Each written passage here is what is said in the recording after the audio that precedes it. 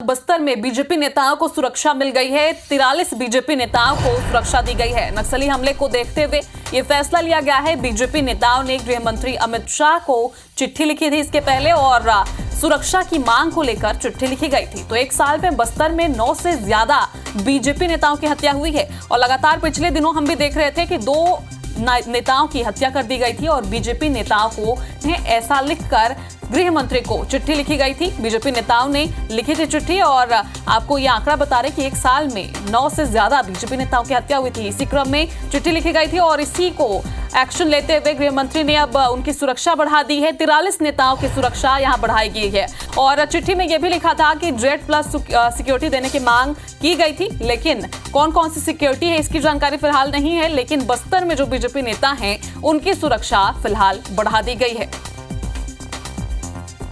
तो बड़ी खबर आपको बता रहे हैं, बस्तर में जिस तरह से बीजेपी नेताओं की हत्या का मामला सामने आता रहा है और एक साल में देखिए 9 से ज्यादा बीजेपी नेताओं की हत्या पहले ही हो चुकी है और नक्सली लगातार बीजेपी नेताओं को टारगेट कर रहे हैं। ये एक आंकड़ा जो हम आपके सामने रख रहे हैं उससे ये साफ तौर पर जाहिर भी हो रहा है और लगातार बीजेपी नेता जो हैं वो भी इस बात से इनकार बिल्कुल भी नहीं करते और इसीलिए उन्होंने अपनी सुरक्षा को लेकर, चूंकि लोकसभा चुनाव है और इसके लिए अब हर नेता वोट मांगने के लिए जुटेगा, साधने की कोशिश करेगा जनता को और इसीलिए चिट्ठी लिखी गई थी ताकि उनकी सुरक्षा में इजाफा किया जाए। सुरक्षा जो पहले से दी गई थी उस पर इजाफा किया जाए, गार्ड की सुरक्षा की जाए और इसी वजह से उनकी सुरक्षा अब बढ़ा दी गई है।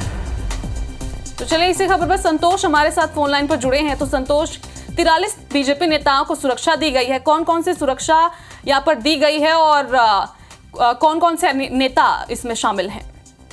आपको बता दूं कि यदि बात करें कि बीजापुर में इन दिनों अभी एक सप्ताह के अंदर जो है ना 2 भाजपा के नेताओं के माओवादी ने हत्या की थी।